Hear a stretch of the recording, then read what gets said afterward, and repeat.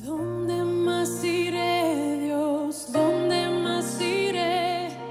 Tienes palabras de vida eterna. ¿Dónde más iré, Dios? ¿Dónde más iré? Tienes palabras de vida eterna. ¿Dónde más iré, Dios? ¿Dónde más iré? Tienes palabras de vida eterna. ¿Dónde más iré, Dios? ¿Dónde más iré? Tienes palabras de vida eterna.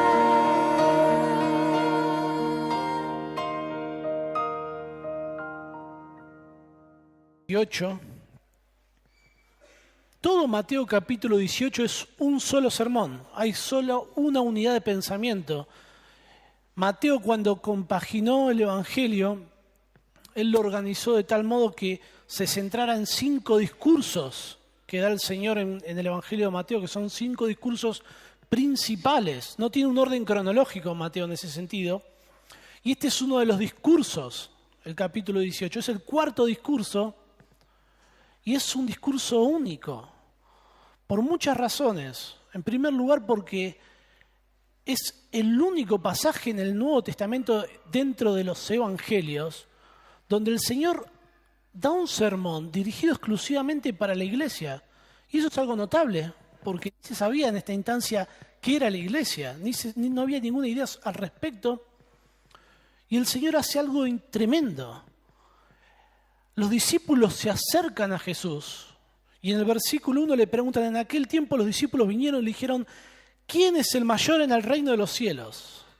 Y el Señor toma a un niño, llama a un niño y hace de ese niño la enseñanza central de su sermón. Algo hermoso, algo maravilloso. Y el Señor les dice: si ustedes no se convierten y se hacen como niños, ni siquiera van a entrar en el reino de Dios. Los creyentes somos como niños, y eso es lo que trata Mateo capítulo 18. Un niño es dependiente. Un niño no tiene logros personales. Un niño no puede ir a ningún lado. Cuando un niño quiere ir a algún lugar dice: papá, llévame, mamá, llévame, yo no puedo ir. Y esa es la forma en la que nosotros vamos al cielo, totalmente dependientes de Dios, sin logros personales. Solamente clamamos a Dios: Dios, llévame, yo no puedo ir. No hay manera que yo entre al reino de los cielos. Y el Señor luego dice: el que se humillare como este niño, ese es el mayor en el reino de los cielos. Todos los creyentes nos tenemos que humillar como niño, y de una forma que no comprendemos. Hay grandeza en humillarnos delante de Dios. Luego el Señor, de hablar sobre este asunto, el Señor va a enseñar que hacer pecar a un creyente es un asunto grave. Las personas de este mundo ponen trampas, ponen tropiezos. Los creyentes vamos a caer entre esos tropiezos, en esas trampas mortales. Y eso es algo grave. Es grave que alguien haga pecar a otro creyente. Personas de este mundo, personas que no conocen al Señor. Pero aquí el Señor lo que nos va a hablar es de que los creyentes se nos debe cuidar como niños. Los creyentes somos niños, espiritualmente hablando. Se nos debe tratar como niños y el Señor nos cuida como si fuéramos niños. Somos sus hijos. Y el versículo 10, que es el pasaje donde nos vamos a centrar, del versículo 10 al versículo 14, dice así: mirad que no menospreciéis a uno de estos pequeños, porque os digo que sus ángeles en los cielos ven siempre el rostro de mi Padre que está en los cielos, porque el Hijo del Hombre ha venido para salvar lo que se había perdido. ¿Qué os parece? Si un hombre tiene 100 ovejas y se descarría una de ellas, ¿no deja las 99 y va por los montes a buscar la que se había descarriado? Y si acontece que la encuentra, de cierto os digo que se regocija más por aquella que por las 99 que no se descarriaron. Así, no es la voluntad de vuestro Padre, que está en los cielos, que se pierda uno de estos pequeños. El año pasado, el 15 de noviembre, los titulares de los diarios fueron invadidos por la noticia de que se había perdido en el mar argentino el submarino Ara San Juan. 44 personas a bordo, todos conocemos la historia. No solamente impactó en nuestro país, sino también en todo el mundo. Fue algo tremendo. 18 países colaboraron en la operación de búsqueda y rescate. Solamente la Armada Argentina, solamente el presupuesto de la Armada Argentina, gastó 780 millones de pesos. Solamente la Armada, nada más. 780 millones de pesos para buscar a estos 44 tripulantes. Si dividiéramos ese dinero por cada tripulante, la Armada gastó 18 millones para buscar a cada uno de estos 44 tripulantes. Bueno, la historia terminó triste. Lamentablemente no fueron hallados, pero quiero pensar en ellos en un instante y lo que nos puede introducir a lo que vamos a tratar hoy. 18 millones de pesos, es mucho dinero, ¿no? Yo no sé si el Estado lo ha ayudado a usted por alguna necesidad, pero yo no creo que ninguno de nosotros, el Estado, nos haya dado 18 millones de pesos o haya invertido esa suma. No, para nada. Ahora, ¿por qué el Estado gastó tanto dinero en tan pocas personas? ¿Acaso ellos eran más valiosos que los demás argentinos? ¿Eran más inteligentes? Bueno, sin lugar a duda había personas que destacaban, que eran personas que destacaban por su capacidad, pero no eran los más capaces de toda nuestra nación, no eran los más valiosos, los más importantes, los más fuertes. Solamente se gastó esa suma astronómica porque estaban perdidos. Y era la responsabilidad de la nación hallarlos. El Estado no gastó esa suma en nosotros porque nosotros no estábamos perdidos. Simplemente por eso. Dios cuida a sus hijos, a todos sus hijos de una forma especial, pero Dios tiene un cuidado especial por aquellos que se desvían, por aquellos que se descarrían, por aquellos que se están perdiendo, por decirlo de alguna forma. Dios moviliza todos sus recursos infinitos para buscar a sus hijos cuando tropiezan y hacerles volver a sí mismo. Fíjese cómo comienza el versículo 10, dice: mirad que no menospreciéis a uno de estos pequeños. Este es el tema, esto es lo que quiere el Señor enseñar, esto es lo que el Señor va a ilustrar a continuación. Es el punto principal. Jesús quiere enseñarnos que no debemos menospreciar a otros creyentes. Y el Señor nos da una orden, un imperativo: mirad, es nuestra responsabilidad, es lo que nosotros debemos hacer. En este contexto el Señor se está dirigiendo a sus discípulos. Es un discurso privado. Y dice: presten atención, tengan cuidado en no menospreciar a otro creyente. Y el Señor se refiere a otros creyentes como estos pequeños que creen en mí. Somos niños, los hijos de Dios. Esta palabra no menospreciéis es una palabra fuerte. Significa despreciar, denigrar, tratar con desinterés, ignorar, no tomar en cuenta. Literalmente significa tener en bajo. Es la misma palabra que se utiliza en 1 Timoteo 4:12 cuando dice Pablo a Timoteo: ninguno tenga en poco tu juventud. Menospreciar a otra persona es pecado. No solamente un creyente. Si usted menosprecia a cualquier persona, usted está pecando. Eso es lo que nos enseña Proverbios 14:21. Dice: peca el que menosprecia a su prójimo. Ese es el estándar. Los seres humanos no debemos, sobre todo los creyentes, no debemos menospreciar a nadie, absolutamente a nadie. Y las Escrituras van aún más lejos. No solamente la Biblia nos enseña que no debemos menospreciar, sino que debemos considerarnos a nosotros inferiores y a nuestro prójimo como superior a nosotros. Eso nos enseña Filipenses capítulo 2:3. Ahora, hay cosas que son admirables en los hijos de Dios. Uno ve creyentes y uno ve cosas que son dignas de alabanza y uno puede llegar a pensar: wow, mirá lo que yo soy para Dios, mirá las habilidades que Dios me ha dado. Pero cuando hay algo en nosotros que es digno de admiración, digno de alabanza, no es otra cosa que la gracia de Dios. Si hay buenas obras, son las buenas obras que Dios preparó de antemano. Si hay amor, gozo, paz, paciencia, benignidad, es el fruto del Espíritu Santo. 1 Corintios 4:7 dice, no lo busca hermano, dice, porque ¿quién te distingue? ¿O qué tienes que no hayas recibido? Y si lo recibiste, ¿por qué te glorías como si no lo hubieses recibido? Todo lo que el creyente es, todo lo que somos, es la gracia de Dios. No hay nada digno en nosotros por lo cual podamos observarnos a nosotros mismos y mirar a nuestro prójimo y menospreciarlo y tenerlo en poco y pensar que nosotros somos mejores o que somos más importantes. Bajo ningún punto de vista. Los creyentes no debemos tener en poco a otro creyente. Y quisiera pensar por qué un creyente puede menospreciar a otro. Sin lugar a duda es pecado y es el orgullo y es nuestra naturaleza. Hay varios motivos pecaminosos por los cuales podemos pensar en menospreciar a otro, pero quiero que nos metamos dentro del contexto. ¿Por qué el Señor Jesucristo le está diciendo a los discípulos que no menosprecien a otro creyente? Fíjese el versículo 5 al 9, habla sobre los tropiezos. Dicen que va a haber tropiezos y que es necesario que haya tropiezos. Esa palabra tropiezos es la palabra que se utilizaba cuando un cazador ponía una trampa para atrapar una presa. Hay trampas mortales en este mundo que las personas ponen para que caigamos en pecado y los creyentes debemos tomar medidas radicales para no pecar. Por eso habla de cortar tu mano, cortar tu ojo.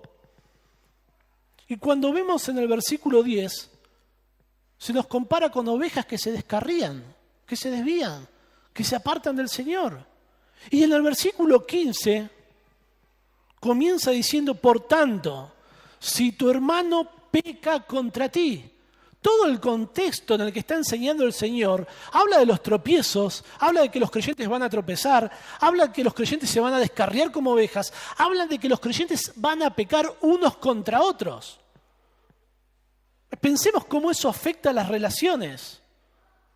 Usted se está cuidando de no caer en esas trampas pecaminosas, de no tropezar, toma medidas radicales para no pecar y ve que otros hermanos no lo hacen, que otros hermanos no toman esas medidas radicales, que caen en las tentaciones, que tropiezan, que se descarrían, que son débiles espiritualmente hablando, y usted puede comenzar a verlo con menosprecio. Y ese es el contexto que está hablando el Señor. Cuando otros creyentes pecan, no hay que menospreciarlos por eso. En Romanos capítulo 14, el versículo 1, Pablo dice, recibid al débil en la fe. Ahora, ¿por qué Pablo dice que reciban al débil en la fe? ¿Por qué piensan? Porque no lo estaban haciendo. Porque habían echado a los que eran débiles en la fe. Luego dice, pero tú, ¿por qué juzgas a tu hermano? ¿Por qué lo menosprecias? El versículo 1 del capítulo 15 luego dice, los que somos fuertes debemos soportar las flaquezas de los débiles. El contexto en el que habla el Señor es que un creyente puede ver pecar a otro creyente y tenerlo en poco. Menospreciar, mirá lo que hizo ese. Mirá lo que está haciendo. Qué flojito, qué poco compromiso. Y uno empezará a menospreciarlo en su corazón y el Señor nos va a enseñar que los creyentes no debemos menospreciar a otro creyente cuanto peca. No lo debemos hacer y el Señor nos va a dar una serie de razones por las que no debemos menospreciar a otros creyentes. En primer lugar, el Señor nos va a decir que los ángeles cuidan de una forma especial a los creyentes que se descarrían. Fíjese el versículo 10, dice, no menospreciéis a uno de estos pequeños, porque os digo que sus ángeles en los cielos ven siempre el rostro de mi Padre que está en los cielos. Los ángeles se presentan siempre delante de Dios para recibir órdenes de parte de Dios y ser enviados a proteger a otros creyentes. Ahora es necesario que hablemos un poco sobre los ángeles, porque hay muchas ideas que tenemos sobre los ángeles que son erróneas. Hay muchas teologías que ni siquiera hablan sobre la angelología, sobre lo que dice la Biblia sobre los ángeles. Y hay muchas ideas que nosotros tenemos que son influenciadas por el Renacimiento, por el neoplatonismo, donde vemos a los ángeles pintados como si fueran bebitos con alas tocando el arpa. No tienen nada que ver con lo que enseña la Biblia, algo totalmente distinto. Los ángeles son una realidad a lo largo de todas las Escrituras. Desde Génesis capítulo 3, 24 hasta Apocalipsis 22, 16, usted va a encontrar referencia a los ángeles de Dios. La Biblia habla sobre los ángeles y los ángeles tienen diferentes características. Una de esas características es que los ángeles tienen personalidad, tienen intelecto, tienen emoción, tienen voluntad. La Biblia los describe como seres sabios, pueden conversar, cantar, adorar, y tienen un fuerte deseo de comprender aquellas cosas que están relacionadas con la salvación de los creyentes. Tienen la capacidad de tener emociones. Dice que hay gozo en los cielos por un pecador que se arrepiente. Tienen voluntad porque eligen adorar a Dios. Y esos son los santos ángeles de Dios. Son seres espirituales. Eso significa que no tienen un cuerpo material. Fueron creados por Dios y fueron creados moralmente puros y perpetuos. El Señor Jesús llama a los ángeles los santos ángeles de Dios. Y ellos no necesitan redención porque no están en un estado, no han caído en un estado de condenación. Y aquellos ángeles que se volvieron malvados, que son Satanás y los demonios, no tienen posibilidad de redención. Tienen la habilidad de viajar del cielo a la tierra, los vemos en diferentes momentos así. A veces se hacen visibles, a veces están invisibles. No tienen género, no se reproducen y cuando toman forma humana siempre lucen como hombres. Todas las veces que aparecen en las Escrituras, cuando toman forma visible, toman la forma de un hombre. Están organizados, son poderosos y ejercen distintos ministerios, distintos servicios. Ejercen ministerios que están relacionados con Dios, con Cristo, con los incrédulos, con las naciones, y ejercen ministerios que están relacionados con la iglesia y con los creyentes. Y el Señor habla de los ángeles y dice sus ángeles. Ahora, ¿en qué sentido está hablando el Señor? Algunas personas piensan que los creyentes, cada creyente tiene un ángel de la guarda o el ángel guardián, y aunque suena muy lindo y suena muy romántico, no es lo que la Biblia enseña al respecto. Este es el principal pasaje del Nuevo Testamento donde se extrae la idea del ángel guardián. Ahora, si usted presta atención al texto, no sugiere la idea de que cada creyente tiene un ángel, sino que sugiere la idea de que los creyentes son asistidos, servidos por varios ángeles, más de un ángel al mismo tiempo. En relación a los creyentes, los ángeles se gozan cuando un creyente viene a la salvación y Dios envía a los ángeles para proteger a los creyentes. Salmo 91:11 dice: a sus ángeles mandará cerca de ti que te guarden en todos tus caminos. Hebreos 1:14 dice: ¿no son todos espíritus ministradores enviados para servicio a favor de los que serán herederos de la salvación?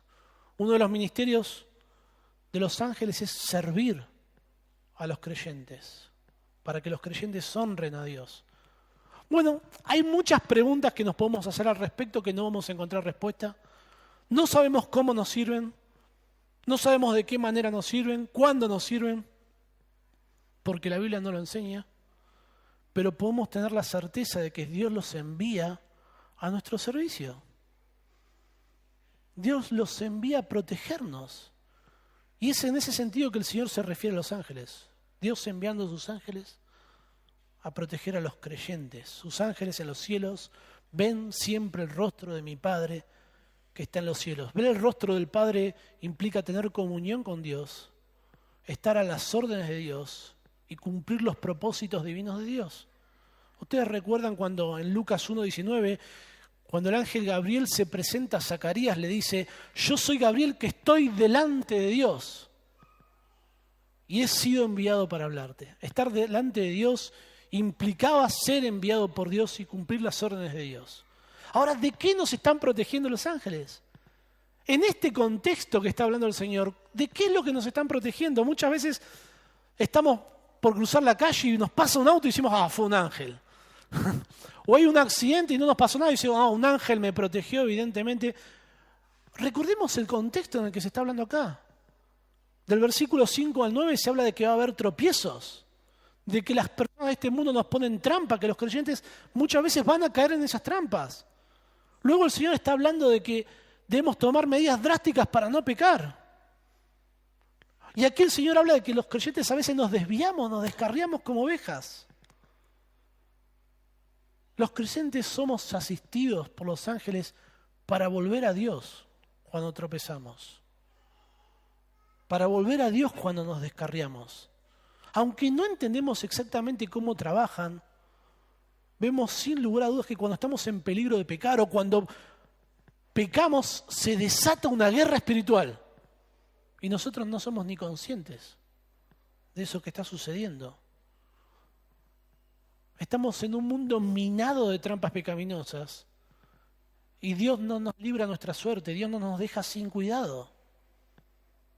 Cuando un creyente se está desviando, un hijo de Dios realmente convertido, no un profesante, cuando un hijo de Dios se está desviando, Dios no se queda de brazos cruzados. Él tiene cuidado de sus hijos y envía a sus ángeles. Ahora piense esto, ¿cómo yo puedo menospreciar a otro creyente cuando peca, cuando Dios está desplegando sus recursos para asistir a ese creyente para que vuelva a la comunión del cuerpo de Cristo? ¿Cómo puedo yo ir en contra de lo que Dios está haciendo?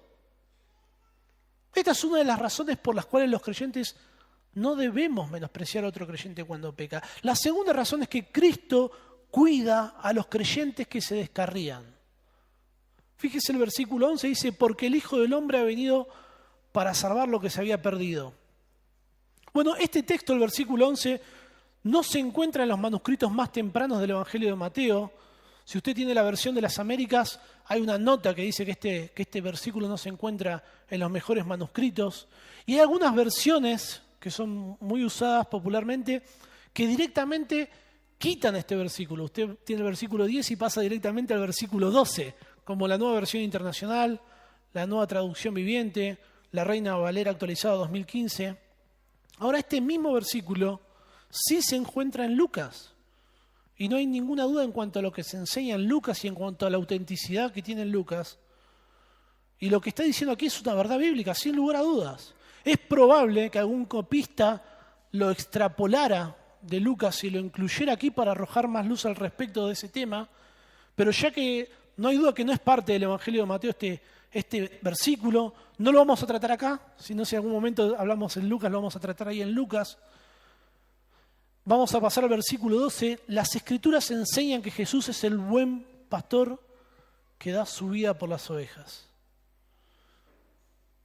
Y el Señor nos va a enseñar de una forma tremenda, de una forma muy tierna, que Cristo como nuestro pastor tiene un cuidado especial por aquellos creyentes que se desvían, que se descarrían. El versículo 12 dice, ¿qué os parece? Si un hombre tiene 100 ovejas y se descarría una de ellas, ¿no deja las 99 y va por los montes a buscar la que se había descarriado? Y si acontece que la encuentra, de cierto os digo que se regocija más por aquella que por las 99 que no se descarriaron. Y el Señor comienza a hacer esta lección cortita, pero muy tierna, muy preciosa. Y quiere que los discípulos reflexionen. Dice, ¿qué os parece? Esa palabra parecer significa pensar, piensen. El Señor quiere que reflexionemos y dice, si un hombre tiene 100 ovejas, el Señor está planteando un caso hipotético de un pastor que es dueño. No es un asalariado, no es alguien que es contratado para cuidar de las ovejas, sino que son su posesión, son sus ovejas. Bueno, ninguno de los discípulos era pastor de ovejas, pero en Palestina en aquel entonces todas las personas estaban familiarizadas con el pastoreo de ovejas, todas las personas sabían de qué se trataba, y aunque hay algunas preguntas que nosotros nos podemos hacer a medida que leemos esta historia, el Señor no la aclara porque ya sus oyentes conocían al respecto de lo que se estaba hablando. Y el Señor dice, si se descarría una de ellas, si se descarría una de las 100 ovejas, esa palabra descarriar es la palabra griega que significa deambular, desviarse, ser engañado. Describe una conducta pecaminosa, se traduce a veces para describir una conducta pecaminosa y en otras ocasiones se traduce para hablar de aquellas personas que caen en un error doctrinal. Ahora, que una oveja se pierda o se descarríe era algo factible. En aquel entonces, uno dice, ¿cómo se le puede descarriar una oveja a un pastor que es un profesional de eso? Yo no sé, si yo saldría con 100 ovejas, creo que vendría con 20 después. Pero el terreno en Palestina es un terreno muy particular. Hay barrancos, hay grietas, hay cuevas. Fácilmente una oveja puede caer, se podría lastimar y podría morir por cansancio o devorada por cualquier otro animal. Y ahora viene la pregunta que el Señor hace, que nos hace reflexionar, que nos hace meditar. ¿No deja las 99 y va por los montes a buscar la que se había descarriado? Y acá nosotros nos preguntamos, ¿y qué pasa con las 99 que deja? Quedan todas en peligro. Bueno, el Señor hay cosas que no las aclara porque sus oyentes ya la entendían. Un pastor en aquel entonces le perdía una oveja, llegaba hasta algún lugar donde podía dejar las ovejas seguras. Muchas veces dejaban las ovejas al cuidado de otro pastor para que las cuidara, porque el pastor después le reconocía por nombre y las podía separar del rebaño. No había ningún inconveniente en ellos. Entonces, una vez que las 99 estaban seguras, rápidamente salía corriendo a buscar la oveja que se había perdido. Y esto es algo hermoso, esto es algo precioso. El pastor sabe cuando una de sus ovejas se está descarriando. Aunque vos podés pecar sin que nadie lo sepa, Dios lo sabe. Aunque te podés desviar, aunque podés caer en un error doctrinal por ignorancia, Dios lo sabe. Y Él no se va a quedar de brazos cruzados. Él va a hacer algo al respecto.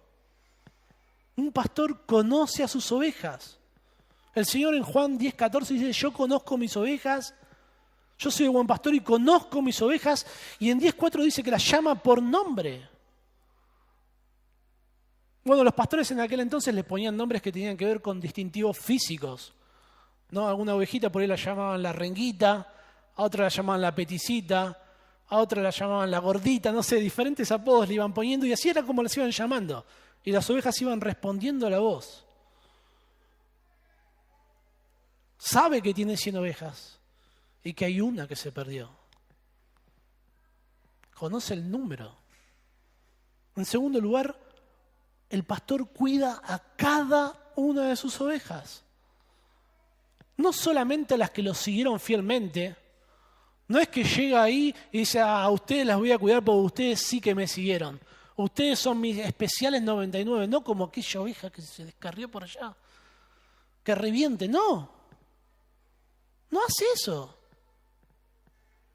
Deja las 99 y va a buscar la que se había perdido. Ahora piensen, si yo le mando a buscar a usted una oveja en medio del monte, no va a tener ni idea para dónde va a estar. Los pastores eran expertos en seguir el rastro de animales. Ellos podían ver las huellas, saber si eran frescas, saber si alguien las había robado, si algún animal las estaba siguiendo para atacarlas, y iba a hacer todo lo que sea necesario para recuperar a sus ovejas.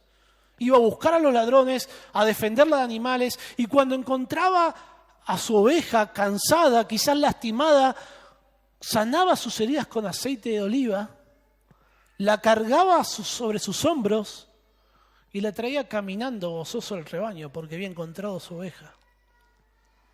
Esto es un ejemplo hermoso para ilustrarnos el cuidado de Cristo por sus ovejas más débiles. Ahora cuida por igual a cada una de sus ovejas. No hace acepción, no hace distinción. Son todas ovejas. No importa cuál se pierde, no importa si era la más débil, si era la más fuerte, todas son amadas por Él, todas y cada una de ellas. No importa si era el pastor, si era el que acomodaba los bancos, o un creyente que solamente venía y adoraba al Señor. Todas son igualmente importantes para Él porque son suyas, sin ninguna excepción. Deja las 99 y va a buscar a esa oveja, no porque es más importante, no porque es más valiosa, sino porque está perdida. Y no va a dejar que eso suceda. No se va a quedar de brazos cruzados. Un pastor no va a dejar que la oveja vuelva por sus propios medios. ¡Ja! Así que se apartó, que vuelva solito ahora. Ahora va a saber lo que es sufrir. Ahora que sufra. Ahora que nos dejó que sufra, que la pase mal. No. La cura, la restaura y la trae de nuevo. Si hemos pecado, y pecamos todos los días, a veces de formas que nadie se entera, quizás lo hemos hecho de alguna forma bochornosa, Y si volvemos a Cristo, no es porque seamos fuertes, porque seamos espirituales, porque seamos inteligentes. Algunos dicen, ¡qué coraje! Después de haber hecho lo que hizo, vuelve a la iglesia. ¡Qué coraje para Dios! Si volvemos a Cristo es porque Cristo nos traje. Es porque Él nos cuida. Es por su gracia. No es porque seamos mejores o importantes. El Señor dice en Juan 10:28, yo les doy vida eterna y no perecerán jamás. La salvación de los creyentes es segura. Porque Cristo nos salva y garantiza nuestra salvación cuidándonos. Cada día, cada minuto, cada segundo. Y puede decir con total seguridad, nadie las arrebatará de mi mano. Y el versículo 13 dice, si aconteciere que la encuentra, de cierto os digo que se regocija más por aquella que por las 99 que no se descarriaron. Ahora piense usted, yo tengo 2 hijos, nada más, quizás usted tenga más, o usted no tenga hijos, piense algún día quizás Dios le conceda tener hijos, o usted fue hijo. Y usted va a un lugar y se le pierde un hijo, usted no va a decir, bueno, mi amor, tenemos 2 más, no pasa nada. No. Usted se va a desesperar, va a querer buscar ese hijo que está perdido y su hijo le va a decir, papá, yo quiero jugar con vos, salí de acá, nene, ¿no ves que se perdió? Tengo que buscar a mi hijo perdido. Todas sus energías, todo su esfuerzo, todo su cariño no va a estar para sus hijos que están a su lado, sino para el que se perdió. Todos sus recursos usted lo va a invertir en buscar al hijo que está perdido y no al que tiene a su lado. Los niños se enferman todo el tiempo. Es una desgracia. Se enferman todo el tiempo y los padres sufrimos mucho. Ahora, ¿a qué hijo le presta más atención cuando se enferma uno de sus hijos? Le compra el huevito Kinder, el regalito, el caramelito, la televisión, el jueguito. Todo es para ese hijo que está enfermo. Y el otro dice, papá, yo también, dame bolilla. Y cuando su hijo se cura, ¿por cuál de sus hijos usted está gozoso? ¿Por el que se curó? Vos ya estabas bien, hijo, pero él estaba enfermo. Ahora esto es lógico que el gozo sea por la oveja hallada. No porque esa oveja sea más importante, más valiosa, sino porque ya no está perdida. Ya no corre ningún peligro. Cristo cuida de una forma especial a los que más lo necesitan. Y ese debe ser suficiente argumento para no menospreciar cuando otro creyente peca. Ahora piense sus hijos. Mi hijo me reclama, si yo no le doy mucha atención o le doy más atención a otro hijo, le reclama. Papá, pero yo también quiero jugar, yo sé que está enferma, pero yo también quiero tu atención. Yo también quiero que me des bolilla a mí. Pero hijo, yo tengo que ir a comprar los remedios, tengo que ir a llevarla al doctor. Yo no puedo atenderte a vos, tengo que atender a mi hija, que es la que está enferma, que es la que está débil, que es la que está en peligro. ¿Cómo se ven sus hijos cuando están reclamando que usted le preste atención, siendo que ellos no corren peligro y siendo que ellos están sanos? ¿O cómo se verían sus hijos si usted está perdido y no encuentra a uno de sus hijos y le dice, papá, no vayas a buscar a mi hermano, prestame atención a mí? ¿Cómo se ven?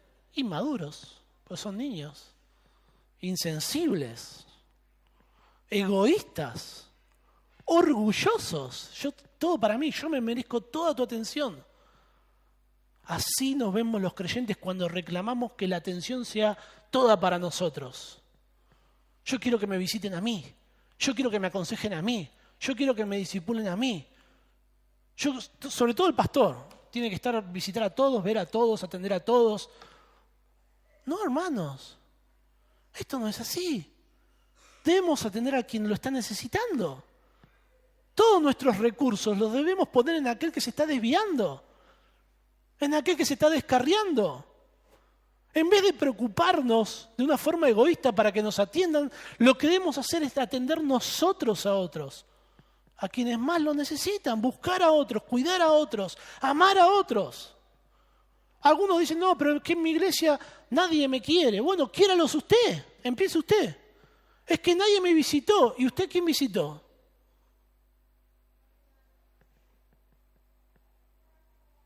Ahora, que Cristo cuide a los creyentes A todos, nos cuida a todos, pero de una forma especial a que se desvía, debe ser suficiente argumento para que no lo menospreciemos.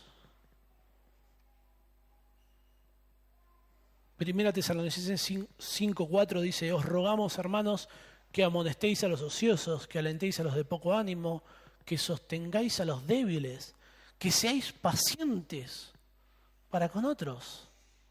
El Señor cuida de una forma especial cuando un creyente se desvía y lo hace volver, el Señor Jesucristo. Tremendo. En tercer lugar, los creyentes no debemos menospreciar a otro creyente cuando peca, porque el Padre, Dios el Padre, cuida a los creyentes que se descarrían. El versículo 14 dice: así no es la voluntad de vuestro Padre que está en los cielos que se pierda uno de estos. Dios no quiere que se pierda ningún creyente y no dejará que se pierdan los que se descarrían. Dios el Padre Todopoderoso no permitirá que sus hijos perezcan alejados de Él. No lo va a permitir. Si alguien realmente es un creyente, no un profesante, no alguien que dice conocer a Dios, sino alguien realmente conoce a Cristo, si realmente es un hijo de Dios y está alejado de Él, Dios no se va a quedar de brazos cruzados. Y tenemos casos entre nosotros que pasa así, uno dice: ¿será un creyente? ¿Este hermano que nos dejó será un creyente? Si es un creyente, Dios lo va a hacer volver, sin lugar a duda. Sin lugar a duda, Dios lo va a traer. Esta palabra que dice: no es la voluntad de vuestro Padre que está en los cielos que se pierda. Esa palabra pierda es una palabra muy fuerte. En Mateo 10:28 dice: temed más bien a aquel que puede destruir, esa es la palabra, destruir el alma y el cuerpo. En Mateo 16:25 dice: todo aquel que quiere salvar su vida, la perderá. La misma palabra. Y todo el que pierda su vida por causa de mí, la hallará. Esta palabra se utiliza para hablar del estado de condenación. Alguien que está siendo condenado eternamente es quien está perdido. Alguien que no va a tener vida eterna en los cielos. En 2 Corintios 2:15 la misma palabra se utiliza, dice: para Dios somos grato olor en los que se salvan y en los que se pierden. Ese es el sentido de la palabra. Y cuando menciona que el Padre no quiere que se pierda uno de estos, ¿quiénes son estos? Son los del versículo 10, los pequeños, los niños, los que han creído en mí. No los niños de carne y hueso, nuestros hijos, sino los creyentes que somos como niños, que nos tenemos que hacer niños, nos tenemos que convertir, algo imposible, en niños. Los hijos de Dios van a tropezar, van a descarriarse, van a pecar, pero Dios no va a permitir que se pierdan eternamente. Dios no lo va a permitir. Dios el Padre va a perseverar, obrando en el corazón de los creyentes para que cuando pecan no permanezcan alejados de Él. Esta frase: no es la voluntad de vuestro Padre que se pierda uno de estos, no está expresando el deseo. Nosotros cuando hablamos de mi voluntad, yo tengo voluntad de que sucedan un montón de cosas y es un fracaso. Porque no sucede lo que yo quiero que suceda. A veces tengo la voluntad de cenar temprano y irnos a dormir temprano y no se puede. Surgen temas y no se puede, y bueno, no se puede. Y quisiera levantarme temprano y hacer todas las cosas con tiempo y me quedo dormido. Yo recuerdo que en un lugar que estudiaba nos decían: bueno, pensá cómo va a ser tu vida en los próximos 20 años. Y uno pensaba y planificaba y uno hacía un plan y Dios después destruyó eso, hizo lo que Él quiso. Porque nuestros deseos son deseos, nuestra voluntad es un deseo. Pero no es así la voluntad de Dios. La palabra voluntad no solamente significa deseo, sino que significa propósito, decisión. Acá Dios no está expresando sus deseos benévolos, sino que está expresando sus decretos, sus propósitos. El Padre no va a permitir que sus niños que creen en Él se pierdan. No lo va a permitir. Ese es el sentido. Job 23:13 dice: pero si Dios determina una cosa, ¿quién lo va a hacer cambiar? Su alma deseó e hizo. Querido hermano, Dios hace lo que Él quiere. Porque Él es Dios, porque Él es soberano. Dios va a llevar a cabo sus planes de una forma exitosa, conforme a sus deseos. Porque Él es soberano, porque Él gobierna, porque nada de lo que acontece se escapa de su reino. Bueno, hay una idea que ha invadido el mundo cristiano de que Dios creó el cielo, la tierra, las cosas que hay, y que Dios luego libró al hombre a su azar, que Dios libró al hombre a su suerte, y que Dios a veces interviene en la historia de la humanidad queriendo cumplir sus propósitos, pero no puede. No puede porque el hombre no lo deja. Y Dios permite que el hombre ejerza su libertad de albedrío, socavando sus planes eternos. Bueno, eso no es lo que enseña la Biblia. Esa visión muestra al hombre como el soberano y a Dios como un súbdito. Y eso no es el Dios de la Biblia. Eso no es lo que enseña la Biblia. Dios hace lo que Él quiere, sobre todo con respecto a la salvación. Algunos dicen, bueno, Dios quiere salvar a todo el mundo, pero bueno, Él no lo puede hacer, porque Él es un caballero. Si vos no le permitís que te salve, Él no te va a poder salvar. ¿Es eso lo que enseña la Biblia? ¿Eso es lo que enseña la palabra de Dios? Ustedes pueden imaginar un Dios omnisciente, omnipotente, omnipresente, que todo lo puede, soberano, el Rey de Reyes, Señor de Señores, y dice, ¿me das el permiso que quiero hacer algo? Quiero hacer algo en tu vida. ¿Me permitís? Por favor. Ese no es el Dios de la Biblia. Filipenses 2:13. Cuando nosotros a veces oramos, decimos, Dios, te pido para que esta persona la pongas en una situación de su vida que no le quede otra cosa que caer rendido a tus pies, ¿no? Dios, te pido para que hagas algo, para que de alguna forma esta persona quede en una situación que caiga rendido a tus pies. Y bueno, Dios puede hacer eso. Pero ¿sabe qué? Dios puede hacer algo mucho más. Dios puede agarrar el corazón de esa persona de piedra y transformarlo en un corazón de carne. Dios puede torcer la voluntad de las personas. Dios puede obrar directamente. Dios no necesita ponerlo en una encrucijada. Dios así. Cuando Él quiere, hace lo que Él quiere, como Él quiere, donde Él quiere. Filipenses capítulo 2 dice que Dios produce el querer como el hacer por su buena voluntad. Juan 6:44 dice, ninguno puede venir a mí si el Padre que me envió no le trajere. No dice ninguno quiere, ninguno desea, dice ninguno puede. Las personas no buscan a Dios. No hay quien busque a Dios. Dios vino a buscar y a salvar lo que se había perdido. Lidia no abrió su corazón a Dios. Dios abrió el corazón de Lidia. Las personas no se arrepienten. Dios concede arrepentimiento, eso es lo que enseña Pablo en Timoteo. Las personas no tienen fe. Dios concede la fe que salva. Dios salva a quien Él quiere. Y lo dice en Romanos de una forma que es tremenda. Dice, no depende del que quiere ni del que corre, sino de Dios que tiene misericordia. La salvación es de Dios. Salmo 115:3 dice, nuestro Dios está en los cielos, todo lo que quiso ha hecho. ¿Cómo puede alguien decir, no, Dios quiere, pero no puede? Salmo 135:6, todo lo que Jehová quiere lo hace. Isaías 14:26 dice, Jehová juró diciendo, ciertamente se hará de la manera que lo he pensado y será confirmado como lo he determinado. Isaías 46:10, tremendo, cortito. El Señor dice, haré todo lo que quiero. Y el Señor dice, y mi voluntad es que no se pierda ninguno de estos pequeños. Ninguno, ni uno solo. No es un deseo de Dios. A nosotros se nos pierden los hijos. A Dios no. Se pierden y Él los va a buscar y los trae nuevamente. Y en Juan 6:39, en la misma línea de pensamientos, dice el Señor, y esta es la voluntad del Padre, el que me envió. ¿Y qué dice? Que de todo lo que me diere, no pierda yo nada, sino que lo resucite en el día postrero. Y el Señor dice que nadie nos puede arrebatar de la mano de nuestro Padre. Nadie.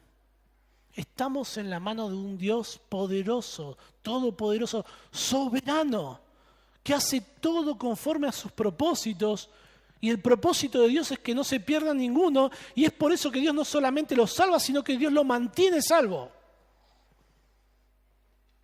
Los creyentes podemos desviarnos de la verdad, podemos descarriarnos, pero no nos podemos perder. Nos perdemos por un ratito, por un tiempo, pero el Señor nos trae nuevamente. En el versículo 10, cuando el Señor habla sobre los ángeles, dice que los ángeles ven el rostro de mi Padre. Pero aquí el Señor les dice, vuestro Padre que está en los cielos. Él es el Padre de todos los creyentes. Y esto nos muestra que todos somos niños. No tenemos nada de qué gloriarnos, nada que podamos decir, yo soy... Usted se imagina un niño diciendo, yo he logrado muchas cosas, respétenme, yo soy mejor que este otro niño. No, no hay logros.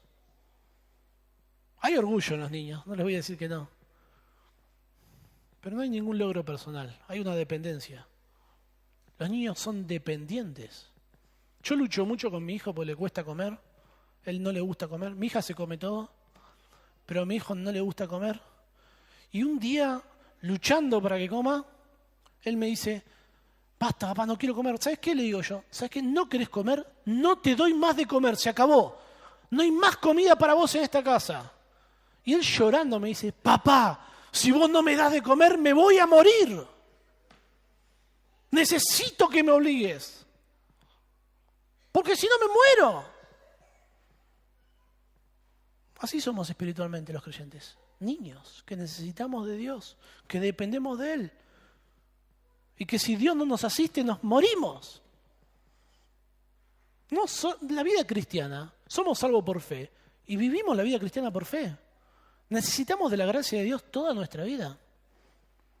Ahora, si nuestro Padre Celestial garantiza la salvación de los creyentes, a pesar de que pecan, a pesar de que se descarrían, ¿cómo nosotros podemos tener en poco aquellos que Dios va a buscar, aquellos que Dios manda a sus ángeles, aquellos que están en la mano del Padre? ¿Cómo podemos tenerlo en poco? ¿Cómo podemos menospreciar a otros? Si Dios no descarta a los creyentes de la salvación por sus pecados, ¿cómo lo podemos descartar nosotros? ¿Cómo podemos tenerlos en poco? Debemos ser amorosos, sobre todo con aquellos que pecan, porque nosotros podemos pecar en cualquier momento, si estamos en pie por la fe. Gálatas 6.1 dice, hermanos, si alguno fuere sorprendido en alguna falta, vosotros que sois espirituales, restauradle con espíritu de mansedumbre, considerándote a ti mismo, no sea que tú también seas tentado. ¿Nunca se preguntó por qué usted no es tentado de una forma que se aparte de Dios y nunca más venga a la iglesia? ¿Nunca se lo ha preguntado? Yo me lo he preguntado muchas veces. ¿Por qué no soy tentado? ¿Por qué Dios no permite que yo sea tentado de una forma que... ¿Por qué no suceden cosas que me desvíen de la verdad? Porque Dios cuida de mí. ¿Por qué Él cuida que yo no me desvíe de una forma completa de Dios? Él envía a sus ángeles, envía a Cristo mismo. Él mismo no permite, bajo ningún punto de vista, que sus hijos se pierdan. ¿Cómo tratamos a aquellos creyentes que pecan? Yo he escuchado dentro del cristianismo cosas muy duras, horribles hacia otros creyentes que pecan. Míralo ese, es un cacho de carne. No cambia más, no pierdas tiempo. Ya no pierdas más tiempo por este. Y sobre todo si cayó de una forma bochornosa, pública, que todos sabemos lo que hizo, cuando vuelve decimos, bueno, ahora déjalo que se siente ahí, que sufra las consecuencias de lo que hizo. Si se fue solo, el que se va sin que vuelva solito. El que se va sin que lo eche, que vuelva sin que lo llame. No sé dónde está en la Biblia, pero lo citamos como si fuera algo esperado. No. Si Dios hace todo lo que hace para traer a la oveja descarriada, ¿acaso no deberíamos nosotros dejar de pedir que nos presten atención a nosotros mismos y sumarnos al equipo de búsqueda y rescate? Sumarnos y junto con Dios ayudar, asistir a aquellos hermanos más débiles en la fe. Por todo esto, bajo ningún punto de vista deberíamos menospreciar a otro cuando peca, cuando se descarría. Y es precioso saber de que si estamos caminando con Dios, si no nos hemos desviado de una forma completa, no es porque seamos inteligentes, espirituales, fuertes, sabios. No, es por Cristo. Es por Cristo. Vamos a orar. Dios y Padre que estás en los cielos, Señor, gracias por tu palabra, porque es hermosa, porque es preciosa. Gracias por lo que haces por cada uno de nosotros como tus hijos, porque pecamos, porque cometemos errores, a veces graves, Señor, y aún así, a pesar de nosotros mismos, tú nos amas. Y Señor, no permites bajo ningún punto de vista que nos perdamos eternamente y podemos tener plena certeza, plena confianza que como hijos tuyos un día disfrutaremos de la eternidad. Señor, danos la gracia, el poder para cuidar a nuestros hermanos como tú cuidas de nosotros, para que lo hagamos con la misma ternura, con el mismo amor, con la misma fidelidad. Señor, te pido por los hermanos aquí en San Justo para que tú estés bendiciéndoles y ellos puedan permanecer, Señor, fieles a tu palabra, proclamando el Evangelio. Padre, te lo rogamos en el nombre de Jesús. Amén. Hermanos.